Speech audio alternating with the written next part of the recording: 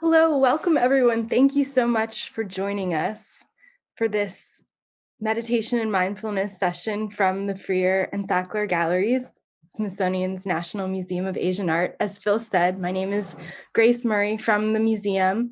I'm delighted to introduce our special guest today, Emma Stein, who is Assistant Curator for South and Southeast Asian Art at the museum.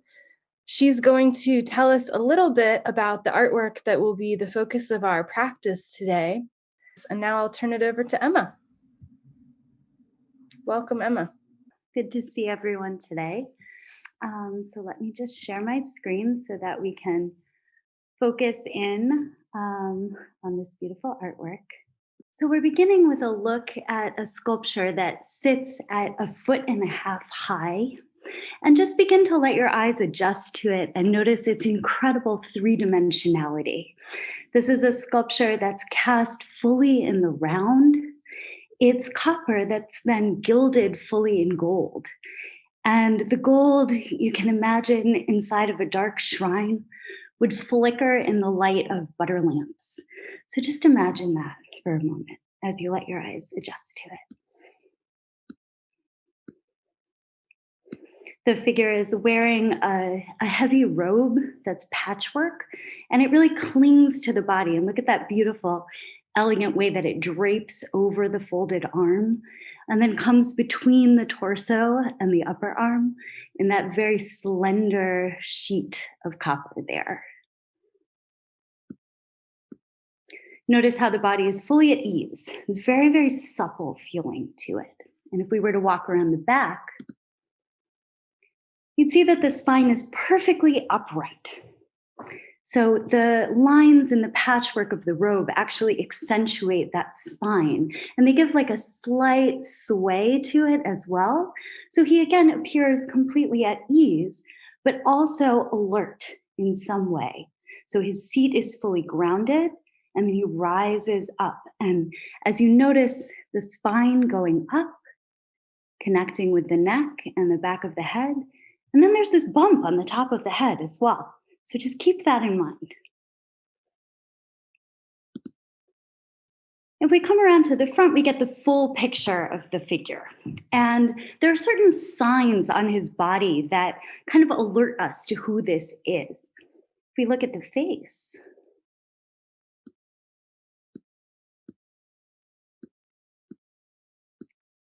there's that bump on the top of the head.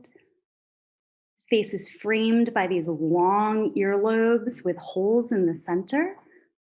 His mouth is puckered into just like a very slight, subtle smile. His eyes have the lids half closed and they're sort of fish-shaped. That's how they're described in sacred texts. Arched brows. And then there's this little circle right in the center of the brows. And this begins to alert us that he has some sort of special insight, some sort of special intuition. This is called an urna. And it's a mark on the center of the forehead that symbolizes a third eye. And it is that great insight. The bump on the top of his head is called an ushnisha, a cranial protuberance that also symbolizes great wisdom, as if the thoughts in his head are rising up. And his earlobes tell us that he wasn't always this sort of supernatural being with all these different markings, extraordinary markings on his body. Actually, he was once a prince. And so this is the Buddha, Gautama Buddha, or Siddhartha, also known as Shakyamuni Buddha. He has many names. And he originally was a prince, a member of the Shakya clan. And he found that the life of luxury inside of the palace was just not quite for him. He eventually renounced his princely status. And one of the things that he did was he took out the heavy earrings that he used to wear as a member of royalty. He also renounced his princely attire and instead donned the humble patchwork robe of a wandering monk. So these markings on his robe actually symbolize that it's sort of pieced together from different rags. Notice that it's very beautifully articulated in the sculpture, but it's meant to symbolize that humble humble garment. And what he did when he left the palace was he went out and studied with all of the religious teachers that he could find around him. And he tried various religious pathways. So he tried total full asceticism, where he subjected his body to many austerities. He tried fasting, he tried long, long periods of sitting. He tried different teachings that were available to him, and none of them quite satisfied him. So at a certain point in time, he decided, none of this is working. And I'm just going to sit down under this tree and I'm going to stay here until I figure it out. And he went into a state of deep meditation. And he sat and he sat and he sat for many, many days.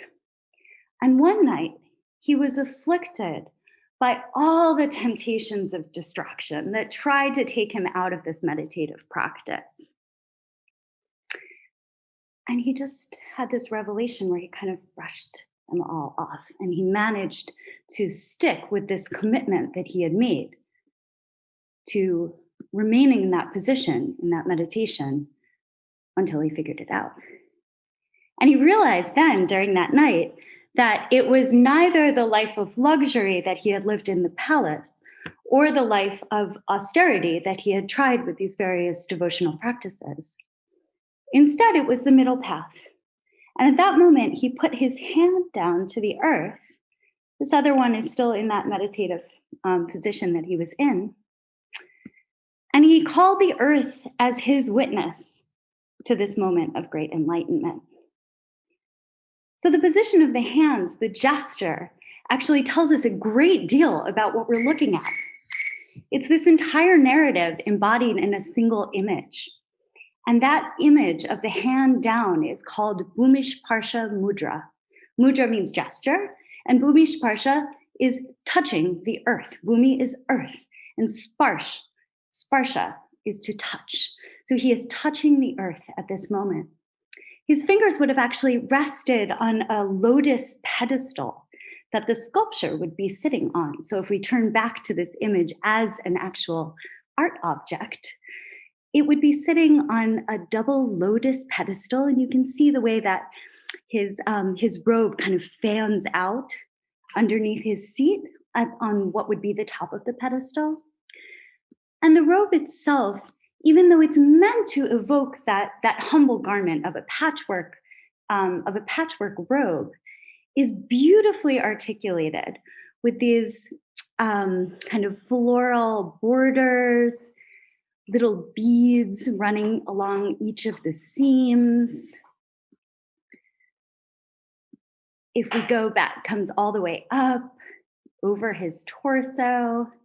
If we go back around to the back, we can see that there's a lotus form on this fold that comes over his shoulder. And this isn't by accident. So the sculptors certainly wanted to make a very beautiful image, but this is also part of a teaching in Tibetan Buddhism known as skillful means. And the idea is that this golden surface and all of these beautiful, brilliant details, often you see sculptures of bodhisattvas or different Buddhist deities wearing elaborate ornaments. They have crowns, they have earrings, they have necklaces, their bodies are fully decked out. And this is meant to entice the viewer so that we're attracted by things that glimmer. We're attracted by beautiful kind of elaborate forms. But then, as we're drawn into it, even with something simple like this garment, then we begin to learn more about it and understand its symbolism, that it's not a luxury item. It's actually just a humble monk's robe. So with that, I'd like to turn it over to Phil for the meditation. Thank you. Wonderful presentation. Enlightening, as it were.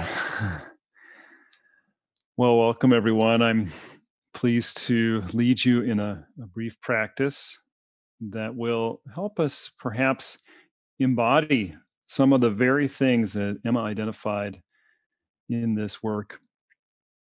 And to help us get there, I want to teach you a little technique. I'm going to adjust my camera, and you'll see quite clearly that this technique is inspired by the right hand of the Buddha. So if you would, just rest your hands comfortably over, say, your knees. If you're sitting on a chair, I happen to be sitting cross-legged, so I'm resting my hands over my lower legs. And allow your hands, your fingers to be heavy. We'll return to this technique in just a bit, but first, just get to know this. And inhale and raise your left hand just a few inches off the leg. And exhale and lower it. And do the same with the other hand, inhaling, exhaling, and lowering it. And then inhale, raise both hands. Exhale and lower both hands. Let's do one more round, inhaling left hand. Exhaling, lowering. Other hand moves, inhaling. Exhaling. And then both, inhaling and exhaling. All right, we'll return to that in just a few moments. But for now, get comfortable in your comfortable meditation posture.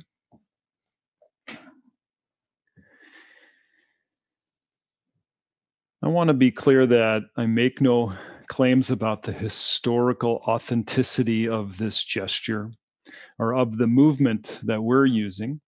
Certainly, the gesture in the object itself is authentic, but we're applying a little bit of movement with breath so that we might slip into perhaps an experience of pure awareness. Now, getting comfortable, check in with your seat, weighty seat, spine rising out of that seat, and head balanced comfortably over the pelvis.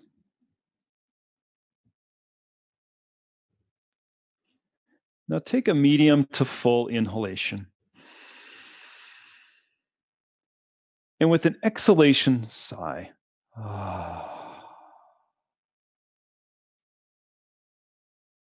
Try that again. Simple inhalation, medium to full. Exhaling, sighing.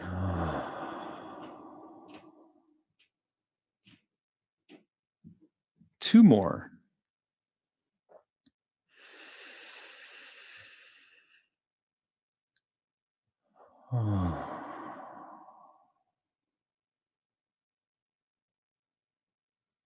Last breath.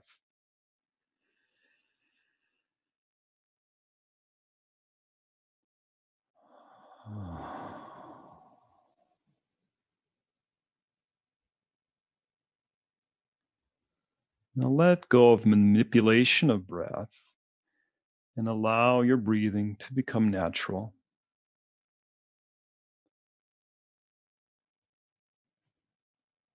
If you like to meditate with your eyes closed, you're welcome to close them now.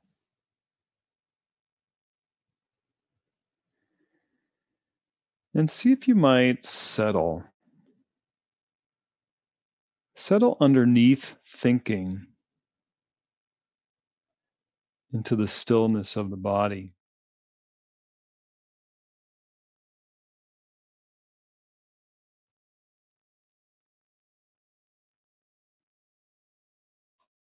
Settling under thinking and doing into feeling and being.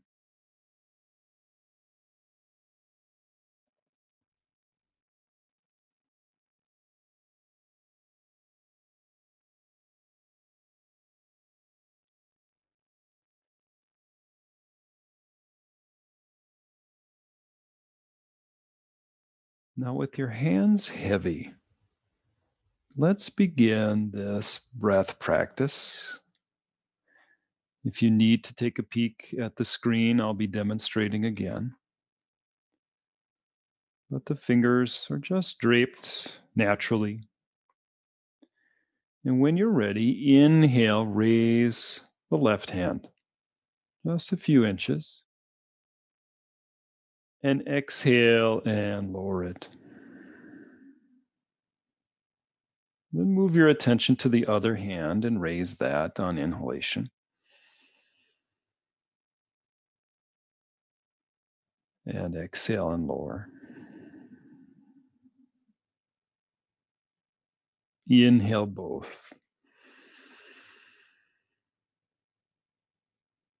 Exhale and lower. Now continue at your own pace,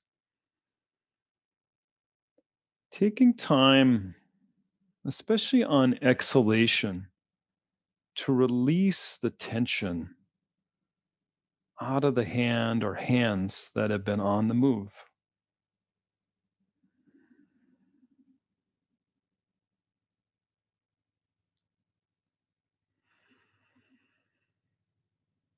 Let them be heavy when they land.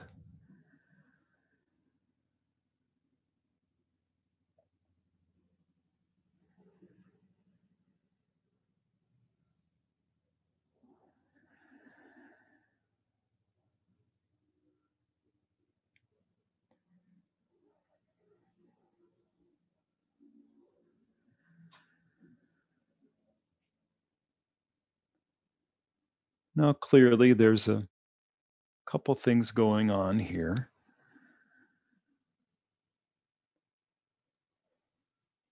One is you're moving with breath.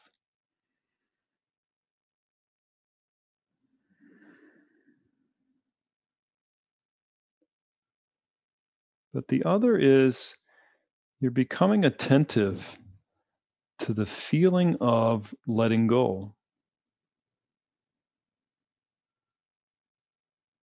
of setting down.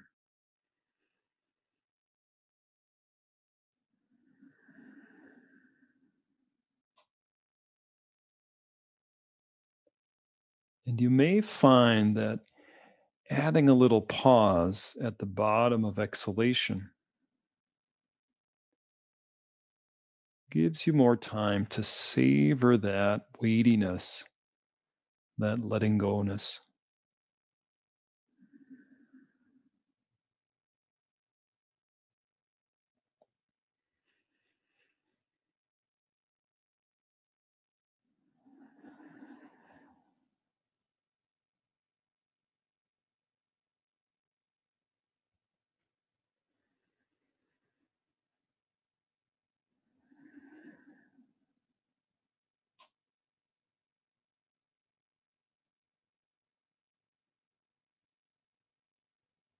Is there an opportunity in the letting go-ness to experience a quality of stillness?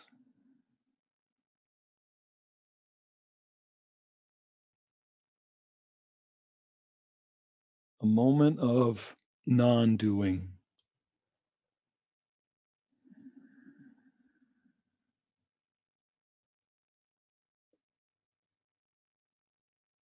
There's the doing and the lifting, the setting down. But at the very bottom, a letting go into non doing.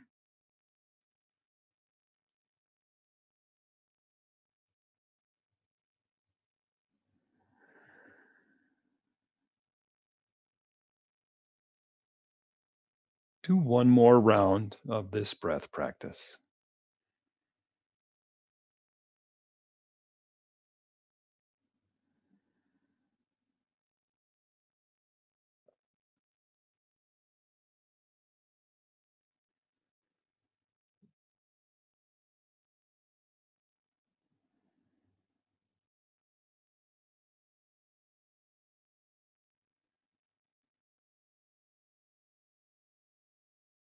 You'll finish with both hands resting,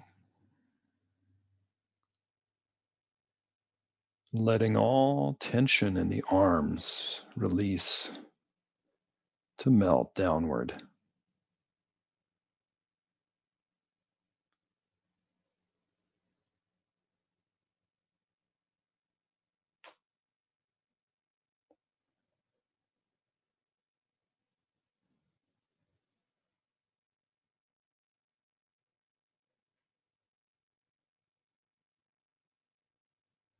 Can you invite a similar letting go-ness or weightiness into the feet?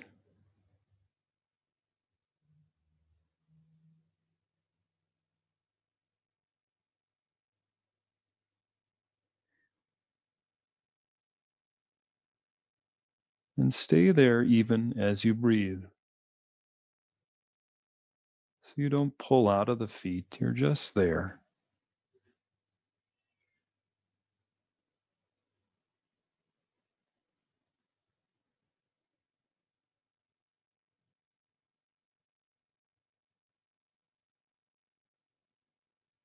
Become aware of your legs.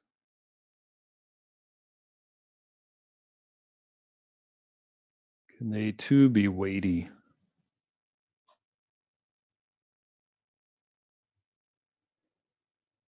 Like sandbags.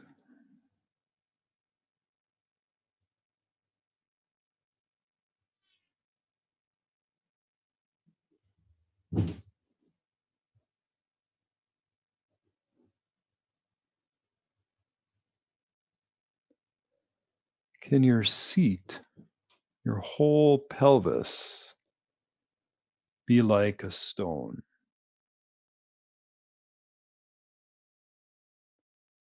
An anchor into earth.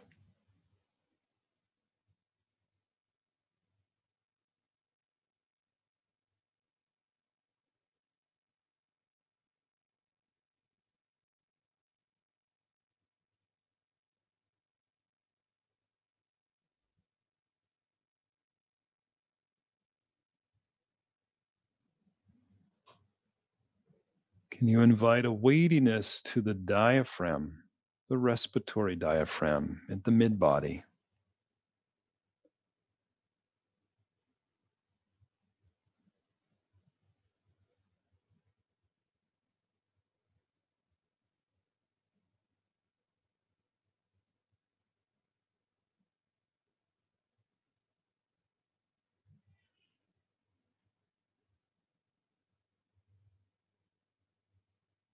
The base of the throat.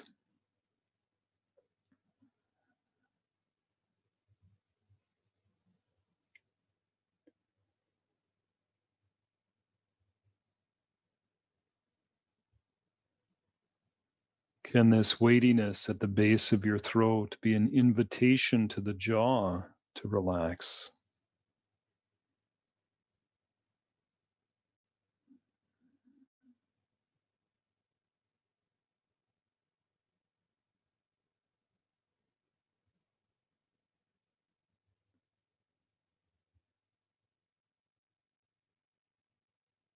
Can you sense the weighty eyes in your eye sockets?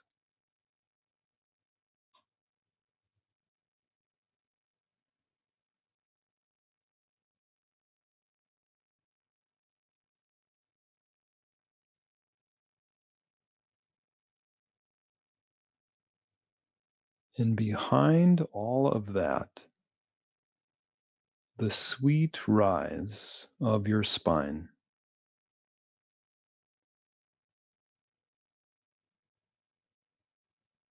from your steady pelvis.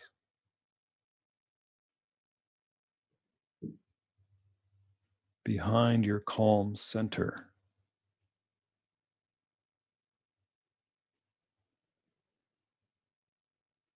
Behind the base of the throat.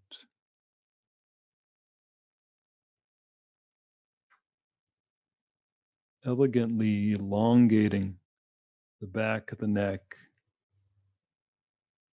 and through the top of the head.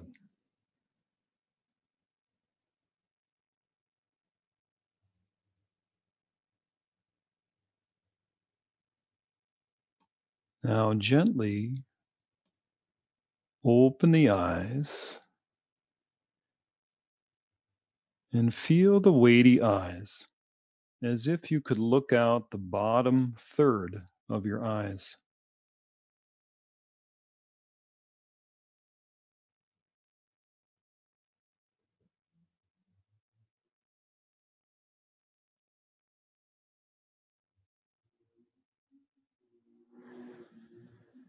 Taking in the Buddha here, the hand in the touching the earth gesture.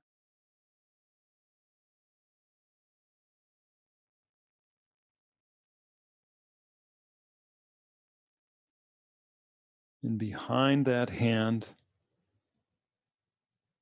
the stable foundation.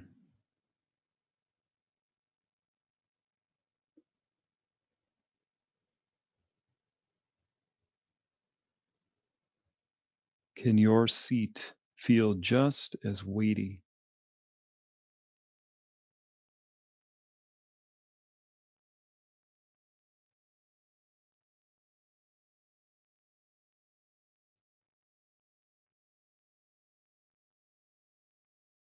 Notice the balanced chest, neither lifted too high nor sunken.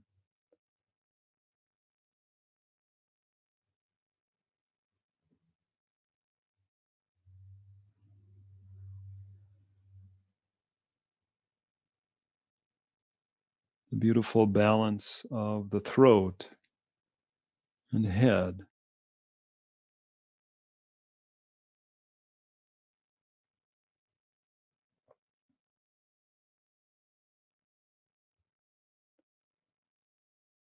And notice the eyes.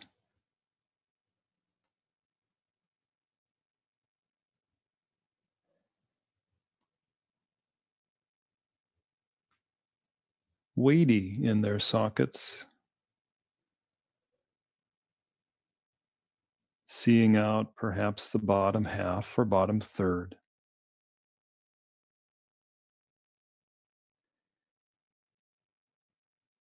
Seeing inwardly and outwardly equally.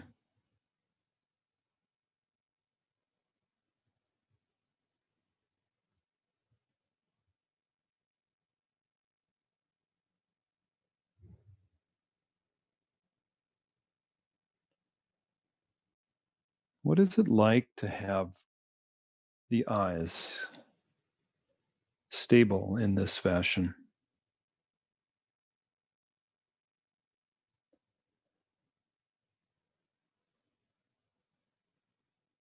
What happens to our emotional and mental life when we're settled in the body?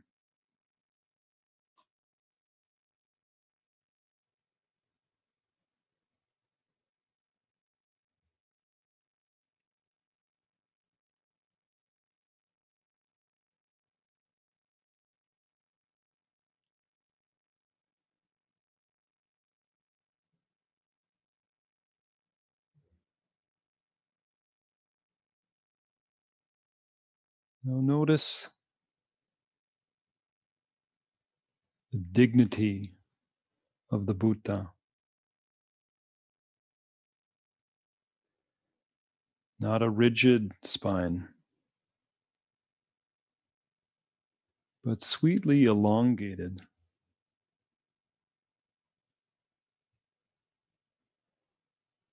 that allows the back of the neck to be open.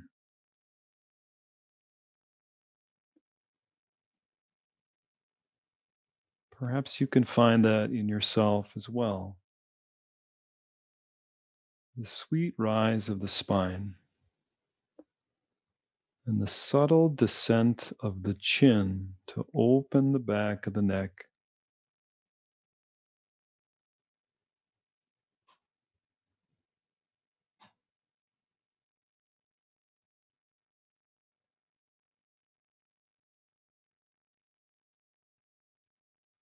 The Buddha inhabits his body fully.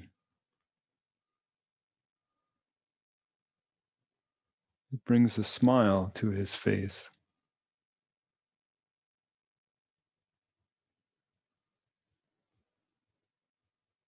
An inner knowing that there's no need to push away anything,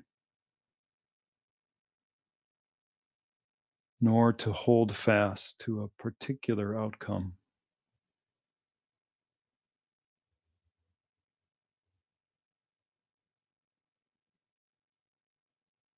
He is utterly stable and still in pure embodied awareness.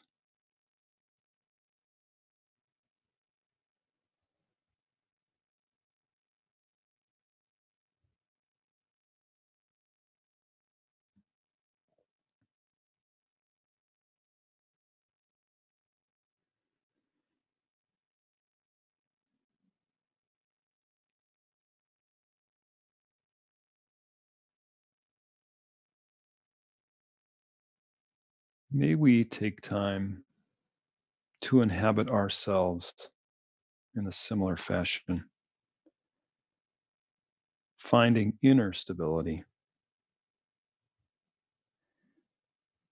And may that stability serve as a foundation for dignity and an open disposition so that we might be stable and open for ourselves and others.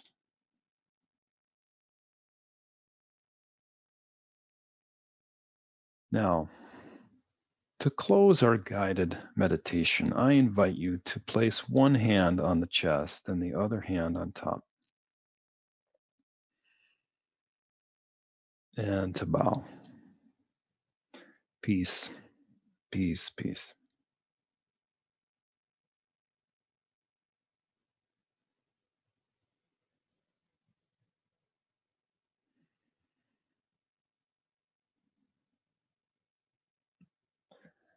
Thank you for your practice today. Now back to Grace and Emma. Thank you, Phil, for leading us through that practice. I think it's a beautiful idea to imagine how we can embody some of the qualities of that sculpture and bring them into the world. Really lovely. We had some good questions coming in the chat during the practice. People in particular were interested in the pigments on the sculpture and the blue hair, what its significance is, what it's made of, and also was there red pigment on the lips of the sculpture? Would you like to comment, Emma? Yeah, absolutely. And actually, I'll just go back to the image. So yes, you are all absolutely right. The lips were originally painted red. You can see little traces of it in the corners here, in the recesses of the bronze. And the hair was painted blue. It's ultramarine blue, which is made from grinding lapis lazuli up. Tibetan painting is mineral pigments that are mixed. So it's crushed minerals that are mixed with a glue that's usually made from the hide of an animal, often rabbit, that makes it hold together. And this act of painting the hair blue is an act of adoration. So you very frequently see Tibetan bronze sculptures with blue hair. Yeah.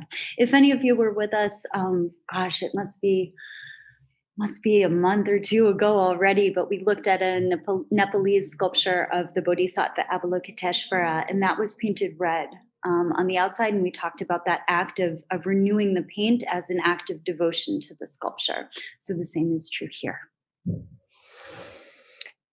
Kim asks in the chat, how many different mudras are there that are represented in Buddha sculptures? How many? There are a lot. The most common one is actually probably Jhana Mudra, which is just meditation, where both hands are resting in the lap, one on top of the other. It's actually the right hand on top of the left. And then Bhumishparsha Mudra, where it's basically he's taken that right hand and he's touched it down, and that indicates that it's the historical Buddha Shakyamuni. Another Buddha named Akshobhya, which means the unshakable one. He also has that same mudra, but he has a vajra that's placed on the lotus base in front of him. So that's how you can identify whether it's Shakyamuni or Akshobhya. In this case, the patchwork robe indicates that it's Shakyamuni. So even though we don't have the lotus base and the vajra, we know that it's not Akshobhya. Another really common gesture is vitarka. It's the gesture of teaching. So it's, one finger, sometimes it's this one. And another one is virada, which is, palm open down. It's a gesture of giving, of boon granting. And probably the other most common one is abhaya mudra, where one hand is up. And abhaya means fear not, or ceasing of fear. So that's a gesture of blessing. In India today, priests will often, that's their greeting. They're not waving hello, but they're giving you abhaya mudra if you see them on the street or in a temple. We've got some other questions. People are honing in on the earlobes and also the neck. And this figure seems to have a sort of interesting neck. If you anything you wanted to tell us about that, and then additionally, people are wondering about the gilt surface, and is it hammered on gold leaf, or how is this gilt surface created? Okay, so we'll go with the neck first. So these rings around the neck are a mark of beauty, and we see this in sculpture throughout, really throughout Asia, but certainly throughout South Asia and the Himalayan world. It's a sign of beauty. It's kind of folds of flesh, so rings around the neck. The earlobes, as I mentioned, this is from removing earrings. So it's often described as he took out his heavy earrings, and I think I may have even said that. But it's, to be more precise, they're plug disc earrings. So you may see people today for style, putting like a plug in the ear, and then the lobe stretches around it. And in very early sculpture from India, it's actually depicted. So you can see that figures will wear this disc earring, and you can see the lobe wrapping around it. And then sort of over time, that gets a little bit more abstracted, and you often see figures wearing a loop, kind of like the loop that I'm wearing. That's just a regular earring in this long earlobe. So it sort of evolves to look as if it's the earrings that are pulling the lobes down, but actually it's that he's worn these plug disc earrings that then, once removed, the earlobe hangs down. So that's how these large holes were formed. And the other question was about the gilding. So yes, this is it's fire gilt, which means that a mixture of gold and mercury were applied to the surface of the bronze. Otherwise, the surface would be more like, you can kind of see it sticking through around the knee area. This reddish color comes from copper, so that's the copper below where the gilding has worn off. But the gilding is gold and mercury that's then applied like a paste to the surface of the sculpture, and then heated. So it's fire gilt. That's why it's called that. It's heated up, it melts, and it makes this kind of smoother surface over the body. And then it's smoothed with a burnishing stone, which is a flat rock. And then after that, the pigment on the lips and on the hair would be applied. Thank you. I noticed that there was a question in the chat about the names of the Buddha. Tamina knows that she often sees different names for the Buddha. So can you explain anything about that, Emma? Yes. The first thing to realize is that Hindu and Buddhist deities have many names and many forms.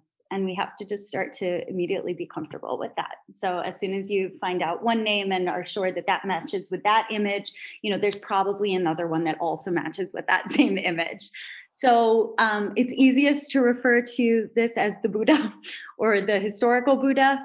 Shakyamuni Buddha is how he also gets referred to, because that's sort of the family name from when he was a prince. Gautama or Siddhartha Gautama was his sort of first names. But then, there are many Buddhas. So if you just say the Buddha, it usually is referring to this one, but it could be confusing because it could be referring to a different one being depicted. And Rebecca asked, do you know where this sculpture might have originally been located? Was it made for a temple? Yeah, it would have been in a shrine. It being 1.5 feet high indicates that, it's a fairly high commission. This wouldn't have been like in someone's home, like a smaller image might be. It's from central Tibet. It was made in the 14th century. And so, yes, it was probably, in a temple or in a monastery somewhere there. Thank you so much. An interesting question I put on that someone put in the chat that I think either Emma or Phil, you might want to answer. They asked, how could a better understanding Buddhist art and history support or complement a meditation practice? And just wondering if either of you have any comments on that question. Oh, I'll let Phil answer that one for sure. Thanks. Thank you, Emma. It's a great question. I think, maybe just be open to whatever you encounter. And here, this statue, it's a lot more is present than perhaps meets the eye. If we were just to quickly walk through the museum, if we really take time, a lot of care and effort was taken to demonstrate a meditation posture, as Emma said, that's not rigid, it's upright. He's awake, but it's also elegant. There's a certain flow about it. He's allowing the energy of the world to pass through him. He's fully present in this moment. There's not a piece of rigidity about it. So I think just in general, open your body to the experience and not just the mind, what you might read on the wall, but invite the full kind of sensory experience to come forward for you. That's all I can say. I am not an art historian, so I'm so thankful that Emma and Grace are here. Thank you. But I completely agree. Looking at an artwork like this is a kind of embodied experience. There's a reason why the gods are given sort of human, like idealized human bodies. And it's so we have this physical relationship and this physical encounter with them. It's hard on a screen. We're doing our best, right? We're looking at a picture of a three-dimensional object.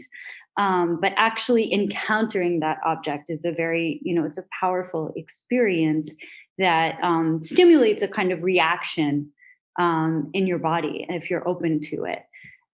So this, this sense of weight, this kind of gravitas that the figure has, can imbue itself into you as well. Thank you so much, Emma and Phil, for your time, and for everyone who participated and for your very interesting and intelligent questions today.